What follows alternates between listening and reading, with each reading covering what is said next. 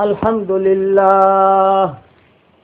لله نحمده ونستعينه ونستغفره ونؤمن به ونتوكل عليه ونعوذ بالله من شرور أنفسنا ومن سيئات أعمالنا من يهده الله فلا مضل له ومن يضلله فلا هادي له ونشهد أن لا إله إلا الله وحده لا شريك له ونشهد أن سيدنا ومولانا محمدا عبده ورسوله صلى الله عليه وعلى آله وأصحابه وبارك وسلم تسليما كثيرا كثيرا اما بعد.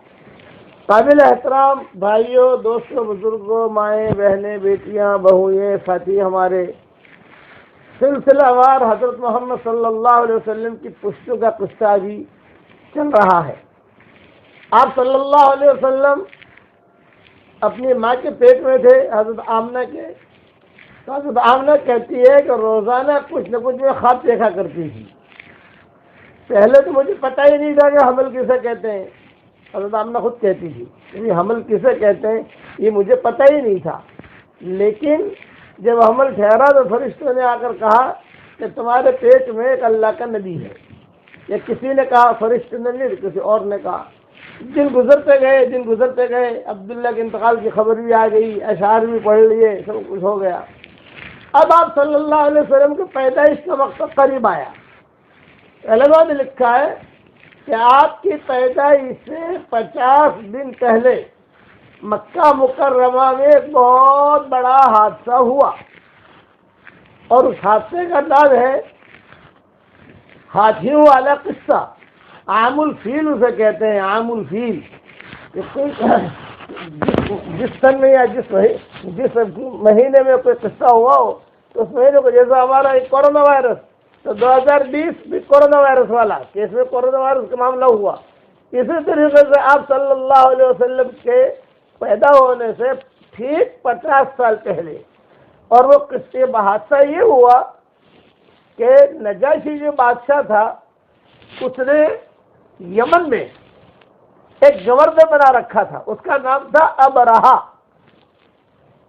وہ ابرہا نے یہ دیکھا کہ مکہ مکرمہ میں ایک گھر ہے، سیدھا سادہ ہے، بہت لوگ جو ہے وہاں جاتے ہیں اور بڑی مقبولیت ہے اس کی. تو کیا میں صنعاء کے اندر یمن میں بھی ایک گرجا بنا لوں اور ذرا اچھی خاصی، یعنی سونا بھی لگاؤں، چاندی بھی لگاؤں، مرمر بھی لگاؤں. مکہ کا گھر تو سیدھا سادہ ہے، تو لوگوں کو میں یہاں یمن کی طرف متوجہ کروں. یہ اس نے پلاننگ کی ابرہا نے. اچھا، پلاننگ کیوں کی؟ حسد کے اندر. اسے یہ نہیں معلوم کہ وہاں تو اللہ کا گھر ہے، تو مکہ کا بدل تو کوئی ہو نہیں سکتا، کعبہ کا بدل کوئی نہیں ہو سکتا کہ چلو بھی اب کعبہ میں مکہ مکرمہ جانے نہیں دیتی، ہندوستان میں ایک کعبہ بنا لو، پاکستان میں ایک کعبہ بنا لو، انڈونیشیا میں ایک کعبہ بنا لو. یہ تو ہوگا نہیں.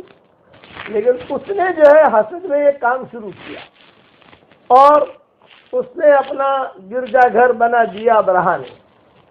خدا کی شان، کچھ لوگ وہاں گئے ہوں گے اس لیے کہ تجارت کے لیے مکہ مکرمہ سے لوگ شام بھی جاتے تھے اور یمن بھی جاتے تھے. کچھ لوگ گئے ہوں گے. وہ گرجا جو ہے بہت اچھا تھا، صاف ستھرا. قریب میں ان لوگوں نے کچھ رات گزاری عربوں نے، اور سردی کا زمانہ تھا. سردی کے زمانے میں عام طور سے لوگ جو ہے تھوڑی سکائی بھی کرتے ہیں اور سردی سے بچنے کے لیے کوئی لکڑیاں وغیرہ بھی جلاتے ہیں. وہ کر رہے تھے. اتنے میں ایک چنگاری وہ گرجا گھر میں پہنچی، اور پہنچتے ہی پورا کے پورا گرجا گھر جو تھا وہ خاک ہو گیا.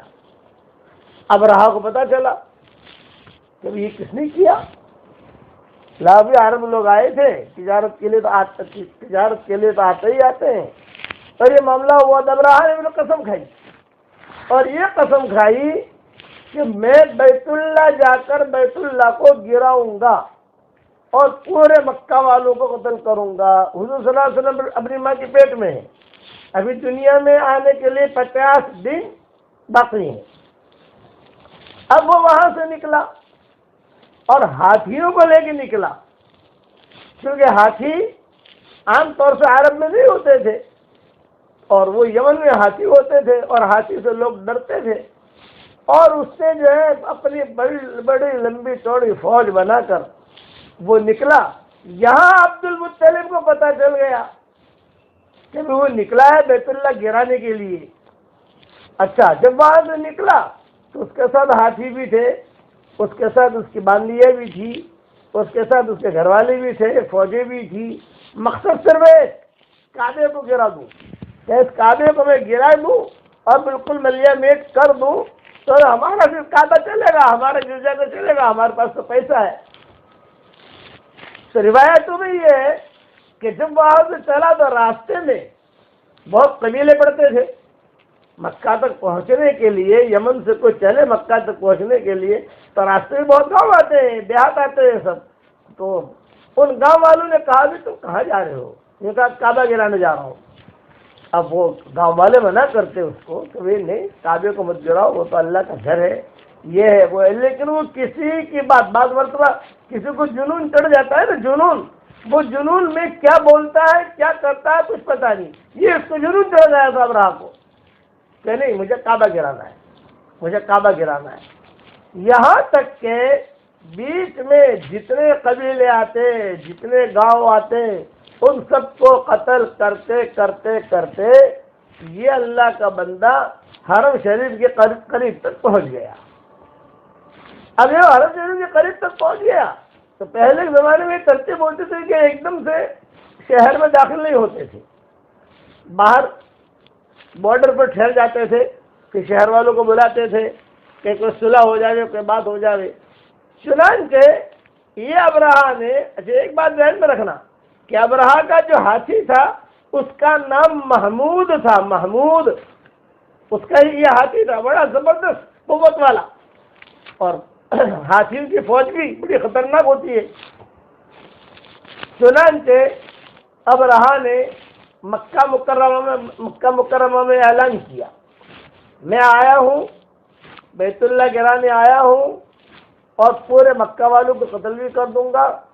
اب یہ خبر پہنچی عبد المطلب کو۔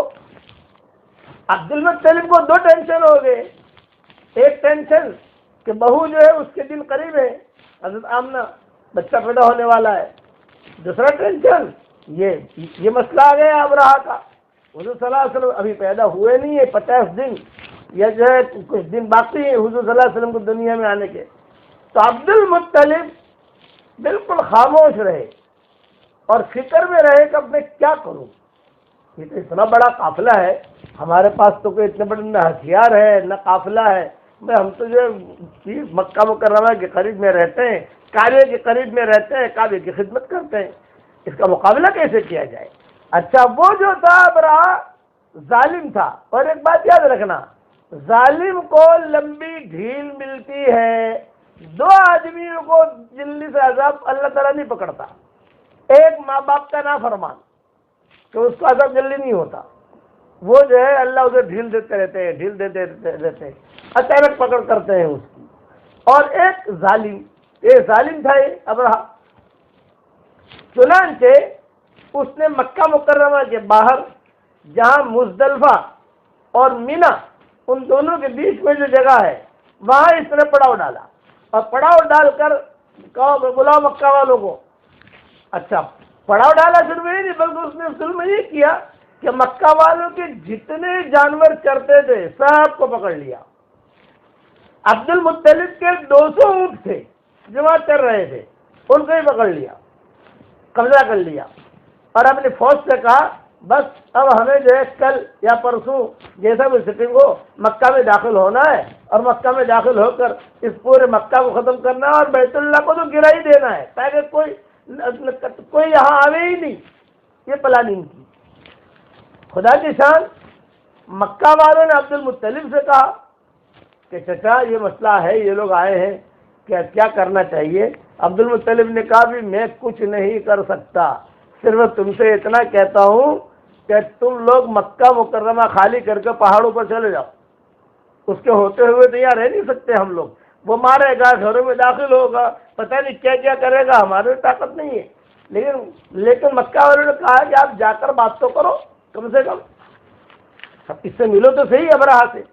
عبد المطلب نے کہا ملنے کا فائدہ تو ہے نہیں، اس لیے یہ تو جنون چڑھا ہوا ہے اس کو، اور وہاں سے تیاری کر کے آیا ہے۔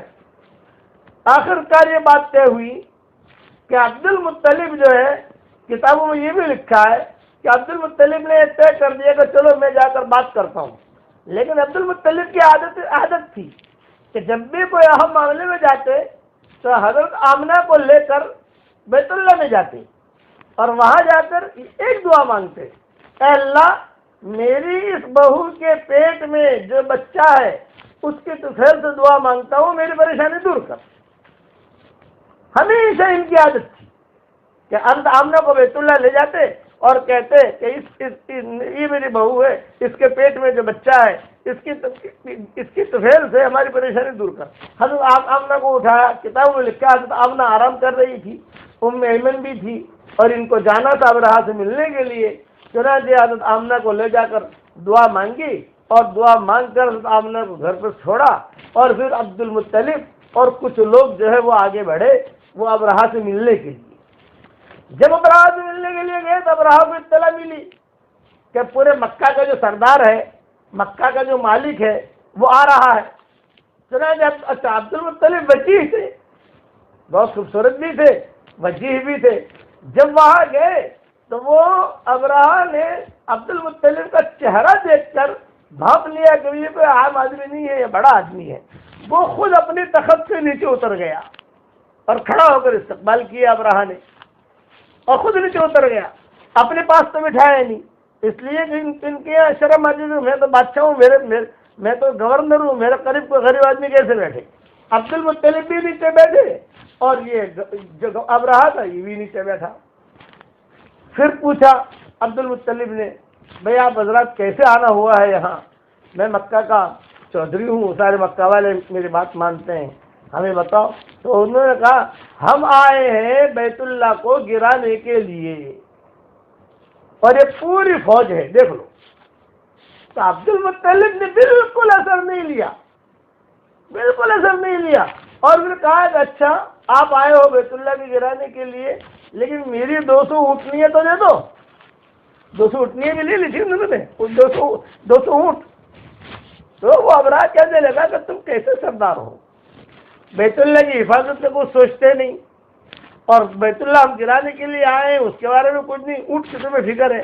تو عبد المطلب نے بہت ہی اچھا جواب دیا، یوں فرمایا میں اونٹوں کا مالک ہوں، اس لیے میں اپنے اونٹوں کی حفاظت کروں گا، اور گھر کا مالک بیت اللہ کا مالک اللہ ہے، وہ اس کی حفاظت کرے گا، وہ میرے ٹائم مجھے ٹینشن نہیں ہے، وہ اس کی حفاظت کرے گا۔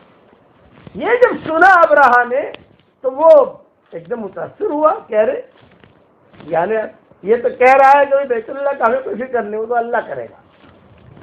چنانچہ ابرہہ نے میں بیٹھے بیٹھے انگلی کا اشارہ کیا اور اشارہ کر کے کہا یہ کہاں پر، جہاں مزدلفہ اور مینا کے بیچ میں جو حاجی گزرتے ہیں، اور وہاں لکھا بھی ہوا ہے کہ یہاں سے گزرو تو جلدی جلدی گزرو، اس لیے کہ یہاں پر عذاب آیا ہے اللہ کا۔ چنانچہ عبد المطلب نے کہا مجھے تو میرے اونٹ دے دو آپ 200 بس، باقی گھر تو اللہ جانے وہ جانے، ہمارا لک آؤٹ نہیں۔ تو ابرہہ نے کہا بڑا عجیب آدمی ہے۔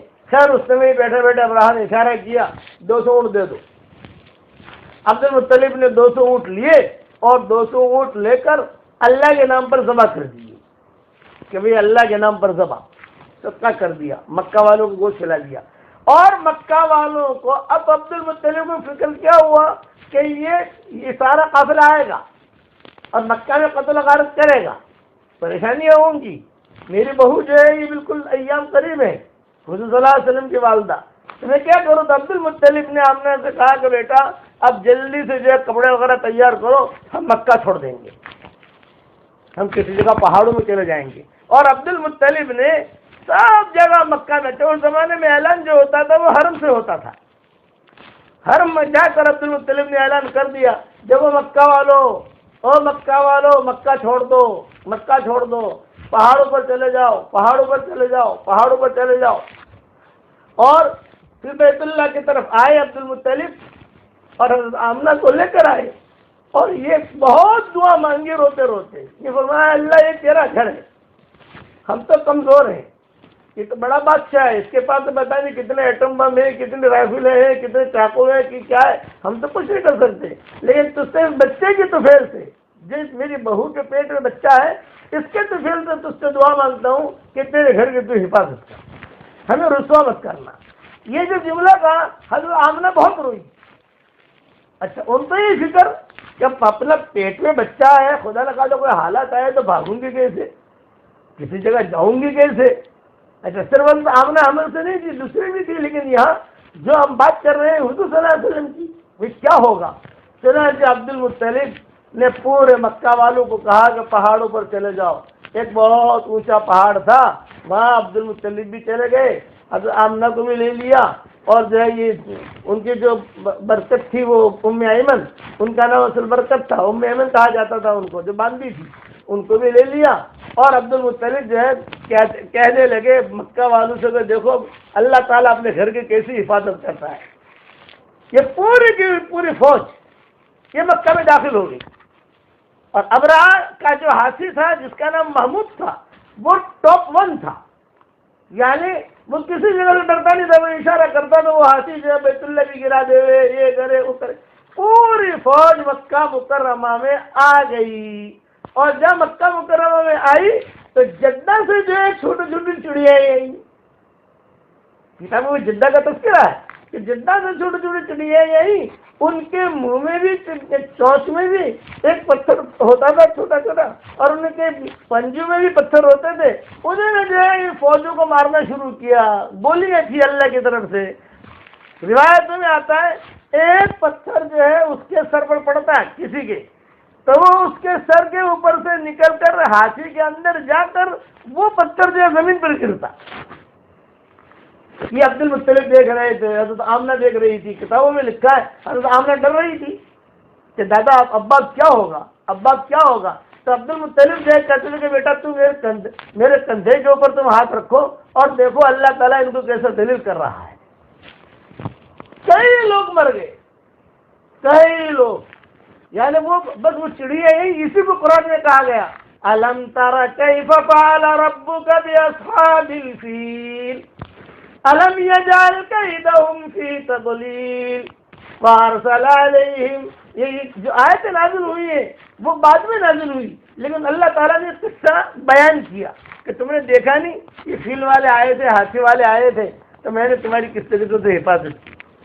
اب کتابوں میں یہ لکھا ہے کہ ابرہہ کے جو ساتھی تھے وہ تو کئی مر گئے، لاشیں کی لاشیں، ہاتھی بھی مر گئے، ابرہہ بھی جو ہے وہ تو نہیں مرا، ابرہہ تو زندہ تھا، وہ صنع میں جا کر مرا وہ.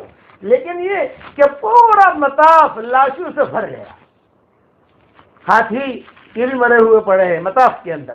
جب کعبہ گرانے آئے تھے یہ لوگ اسی طریقے سے ان کے ساتھ جو عورتیں تھیں وہ بھی مری ہوئی. عبد المطلب نے کہا بھی اللہ کا عذاب آ گیا ہے ان پر، لیکن اب ڈر یہ ہے کہ اتنے بڑے بڑے لوگوں کو دفن کیسے کرنا.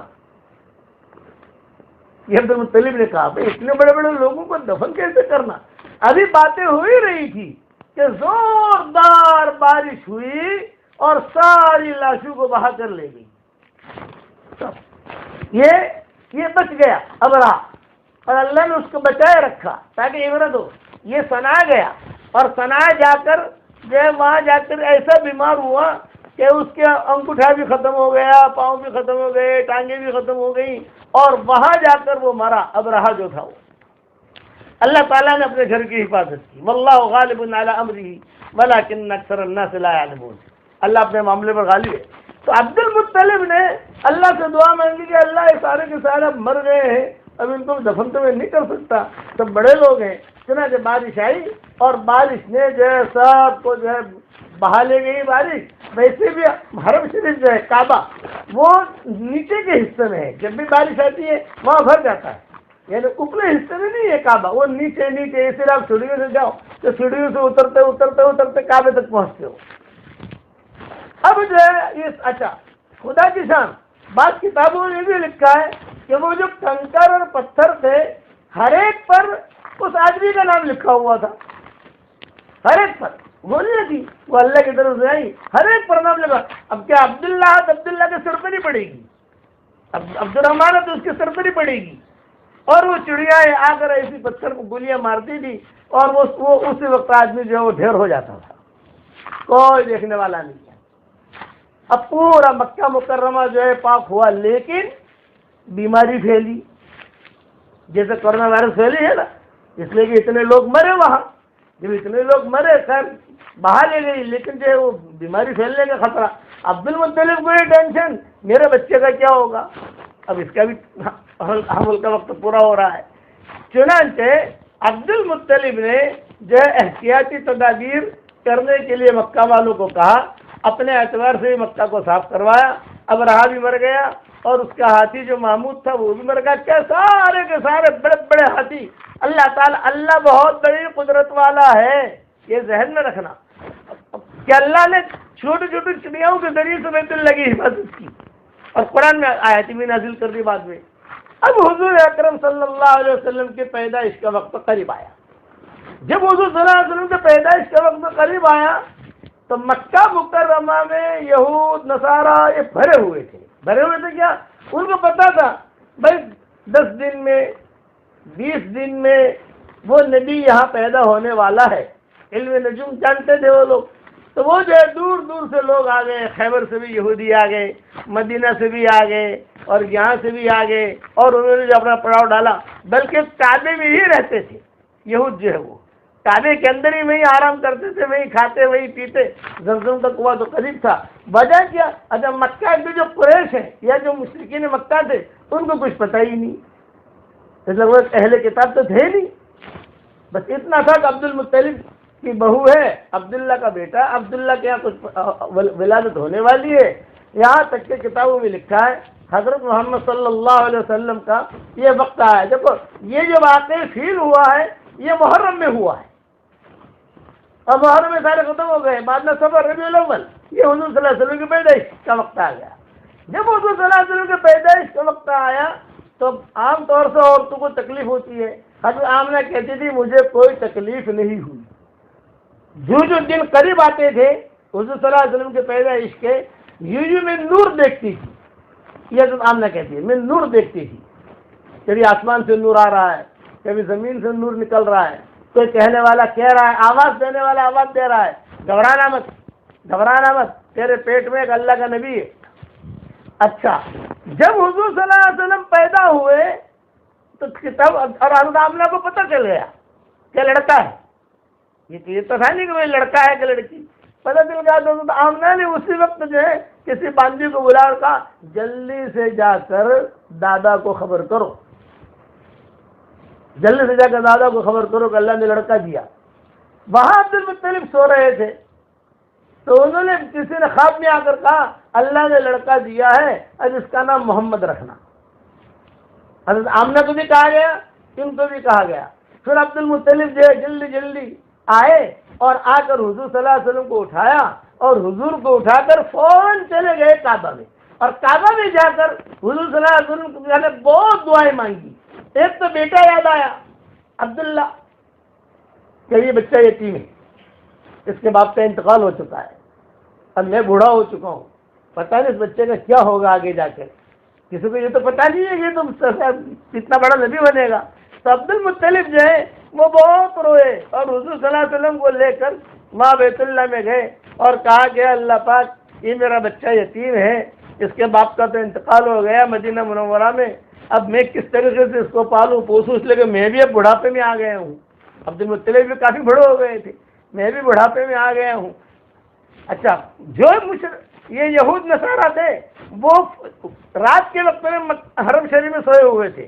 تو روایت یہ ہے کہ جب حضور صلی اللہ علیہ وسلم پیدا ہوئے کعبے کی ساری دیواریں گری اور گر کر کعبے کی دیواریں کھڑی ہو گئی. یہ کئی یہودیوں نے دیکھا، ایک آدمی نے نہیں، کئی لوگوں نے. یہودیوں نے کہا وہ لڑکا پیدا ہو گیا، وہ لڑکا آ گیا دنیا میں، وہ لڑکا آ گیا. دیکھو یہ دیوار گری، 4 دیواریں ہیں دائیں بائیں، جیسے ملتزم والی ایک دیوار، پھر حتیم والی ایک دیوار، پھر اس کے بعد والی ایک دیوار، پھر رکن یمانی اور حجر اسود کی دوسری دیوار. 4 دیواریں گری اور گر کر یوں کھڑی ہو گئی. سب یہودیوں نے دیکھا, آ گیا تحقیق کرو. جب تحقیق کی تو پتا چلا کہ عبد المطلب کا جو لڑکا تھا عبداللہ, جن کا انتقال ہو گیا مدینہ میں, اس کے یہاں لڑکا پیدا ہوا ہے. یہودی کہنے لگے بس اب خیر اور جو بھی نسبت سے نبوت کی وہ ہمارے یہاں سے نکل گئی اور یہ بنو اسماعیل میں چلی گئی, بنو ہاشم میں چلی گئی. اسی طریقے پر عورتیں, کچھ عورتیں جب حضور صلی اللہ علیہ وسلم پیدا ہو گئے تو وہ یہودی عورتیں جو ہیں وہ آئیں اور آ کر جو ہے کچھ یعنی تکلیف ہو حضور کو, یہ تدبیریں کی. عبد المطلب نے تو آمنہ سے کہا کہ دیکھ بیٹا تیرے پاس کوئی آنا نہیں چاہیے, یہ یہودی عورتیں ہیں, یہ پتہ نہیں کیا کریں گی کیا نہیں کریں گی. اس پر تفصیل ہے, کل انشاءاللہ اسے پوری کروں گا.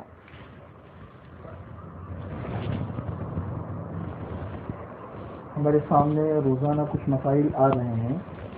آج 2-3 مسائل آپ لوگوں کو سمجھانے ہیں. ایک مسئلہ تو آپ لوگوں کو یہ بتانا ہے کہ جیسے آج کل بہت سی جگہوں کی طرف آپ دیکھتے ہوں گے کہ رات کے وقت میں اذانیں ہوتی ہیں, یعنی جو 5 نمازوں کی اذانیں ہوتی ہے اس کے علاوہ ایک ایکسٹرا اذان ہوتی ہے, اور یہ اس لیے اذانیں ہوتی ہے کہ یہ جو وبا ہے یہ ختم ہو جائے. تو مسئلہ یہ ہے کہ کیا ایسی وباؤں کے وقت میں اذانیں دینا ثابت ہے یا نہیں, اور اذانیں دینے کا شرعی حکم کیا ہے. تو یہ بات دھیان میں رکھیے کہ اذان جو ہے وہ اصل نماز کے اعلان کے لیے ہے, اور نماز کے اعلان ہی کے لیے اصل اس کا ثبوت ہے. احادیث کے اندر بھی اگر ہم غور کریں گے تو نماز اذان جو دی گئی ہے وہ نماز کی اطلاع دینے کے لیے. حضور اکرم صلی اللہ علیہ وسلم کے زمانے کے بعد حضرت عمر رضی اللہ تعالیٰ عنہ کو جو زمانہ آیا حضرت ابوبکر کے بعد, تو اس زمانے کے اندر بھی تعاون پھیلا تھا, لیکن اس تعاون کے وقت میں بھی حضرت عمر کے زمانے میں مستقل تعاون کو ختم کرنے کے لیے اذانیں دینے کا کوئی ثبوت نہیں ملتا ہے تاریخ کی کتابوں میں. تو اذان کا اصل مقصد نماز کی اطلاع دینا ہے, اور اسی طریقے سے خود صحابہ کرام کے زمانے میں بھی اس قسم کی وبائیں آئی, لیکن ان وباؤں کو ختم کرنے کے لیے اذان مستقل دینے کا کوئی ثبوت بھی نہیں ملتا ہے. اور ویسے بھی احناف کے نزدیک 5 نمازوں کی جو اذانیں ہوتی ہے اس کے علاوہ جیسے وباؤں وغیرہ کو ختم کرنے کے لیے اذانیں دینے کا مستقل کے الگ سے ثبوت بھی نہیں ملتا ہے. اچھا, آج کل کے ہمارے سامنے جو حالات ہے, ان حالات میں 5 اذانیں ہو جائے یہی بہت بڑی چیز ہے. بہت سے علاقے ایسے ہیں جہاں پہ نمازوں کے لیے اذانیں بھی نہیں ہو پاتی ہیں, تو مستقل ایک اذان کا اور اضافہ نہیں کرنا چاہیے. وہ بلاؤں کو ختم کرنے کا بہت سے بدل ہمارے پاس موجود ہے جو قرآن و حدیث کے اندر ہمارے سامنے ہے. صدقہ ہے, دعائیں ہیں, اسی طریقے سے حاجت کی نمازیں ہیں, اور اس کے علاوہ بہت سے طریقے ہیں ان بلاؤں کو ختم کرنے کے لیے. ان طریقوں کو اپنانا چاہیے. دوسرا مسئلہ یہ سمجھانا ہے کہ آج کل جیسے لوگوں کے حالات بہت خراب ہیں, غربت عام ہو رہی ہے اور بھوک عام ہو رہی ہے. اس وقت میں ہمیں ضرورت ہے لوگوں کے تعاون کرنے کی, اور بہت سی جگہوں کے اوپر لوگ غریبوں کا تعاون بھی کر رہے ہیں. مطلب اور مذہب سے اوپر ہٹ کے انسانیت کو سامنے رکھ کر لوگ تعاون کر رہے ہیں, یہ بہت اچھی چیز ہے. یہ نہیں دیکھتے کہ انسان کس مذہب کا ہے یا کس مسلک کا ہے, تو اس کا تعاون کرو, یہ اچھی چیز ہے. اس میں لوگ مسائل پوچھتے ہیں کہ بھئی یہ ریلیف کے اندر جو پیسے لگاتے ہیں, اسی طریقے سے لوگوں کو جو کھانا تقسیم کیا جاتا ہے, تو اس میں کس کس قسم کی رقمیں لگانی چاہیے. تو دیکھیے غربت ہے, لوگ غریب ہے, تو غریبی کے وقت میں جیسے صدقے کی رقم ہے وہ دے سکتے ہیں, للہ رقم ہے وہ بھی دے سکتے ہیں, ہدیے کی رقم ہے وہ بھی دے سکتے ہیں. بینکوں کے اندر جو سود آتا ہے اس سود کے بھی 2-3 مصارف ہیں. ان میں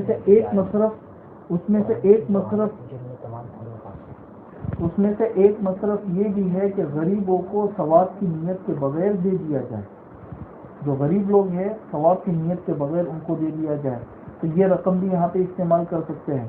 البتہ جو زکوٰۃ کی رقم ہے, زکوٰۃ کی رقم کے خاص مصارف ہے جسے قرآن کریم نے بیان کیا ہے.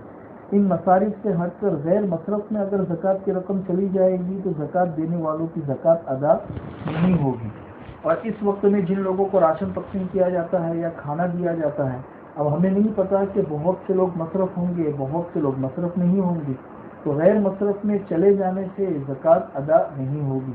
تو اس کے لیے بعض لوگ تو یہ تدبیر اختیار کرتے ہیں کہ جیسے ان کے وہاں پہ 50% لوگ مصرف والے ہیں، 50% لوگ غیر مصرف والے ہیں، تو وہ اس طرح کرتے ہیں کہ 50% زکوٰۃ کی رقم جمع کر دی اور 50% زکوٰۃ کے علاوہ للہ صدقہ وغیرہ کی رقم جمع کر دی، اور ساری رقم جمع کر کے پھر اس کے بعد راشن تقسیم کر دیا، کھانا کھلا دیا.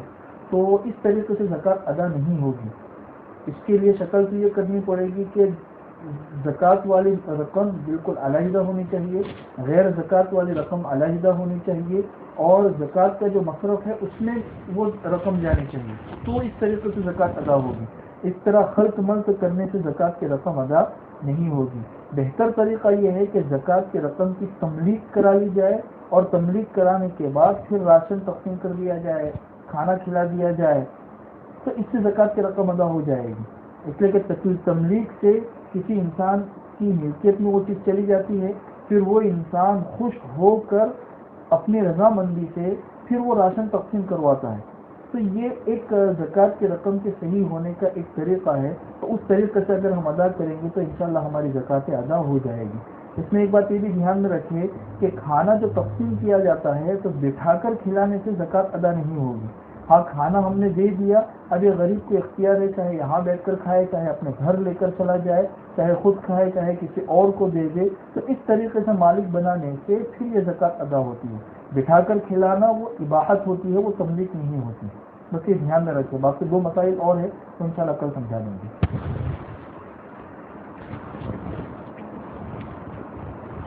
دعا کر لو.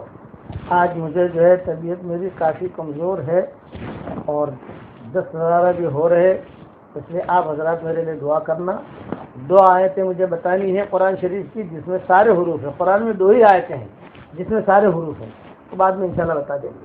اللہم صلی علی محمد وعلی آل محمد کما صلیت علی ابراہیم وعلی آل ابراہیم انک حمید مجید. اے اللہ ہمارے گناہوں کو معاف فرما، اے اللہ ہماری خطاؤں سے درگزر فرما، اے اللہ ہمیں عباد صالحین میں شامل فرما، مستفد الاخیار میں شامل فرما. اے اللہ قرآن سے ہمیں اور ہماری قیامت تک آنے والی نسلوں کو تو جوڑ دے. جو کام کرنے سے آپ راضی ہوتے ہو وہ کام کرنے کی توفیق عطا فرما، اور جو کام کرنے سے آپ ناراض ہوتے ہو ہمیں بچنے کی توفیق عطا فرما.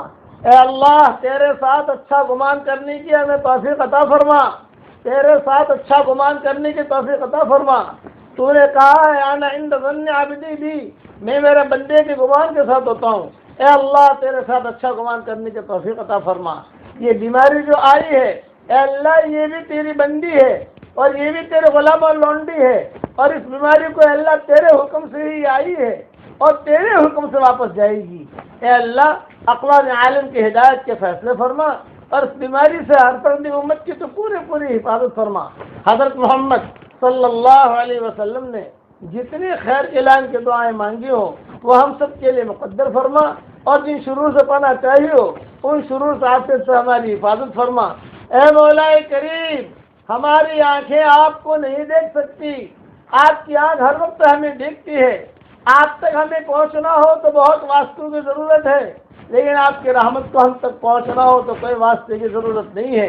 اے اللہ اپنی مغفرت کی چادر میں ڈھانپ لے. رحمت کا عشرہ رخصت ہو گیا، اب مغفرت کا عشرہ چل رہا ہے. اے اللہ ایسا بنا دے کہ آج ہماری ماؤں کے پیٹوں سے نکلے ہوں. تیرے نزدیک کوئی مشکل نہیں ہے.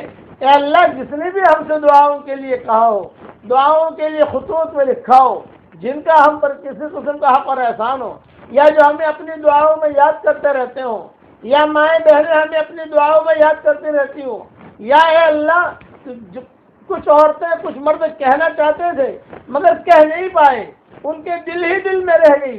اے اللہ ان کی اور ہماری ساری جائز مرادوں کو پوری فرما کر اس میں خیر کی شکلیں اور صورتیں پیدا فرما. فضل کرے تو چھٹیاں اور عدل کرے تو لٹیاں. اے اللہ اگر آپ فضل کریں گے تو اے اللہ ہم جو ہے چھوٹ جائیں گے، اور اگر عدل اور انصاف کریں گے تو اے اللہ ہم تباہ و برباد ہو جائیں گے.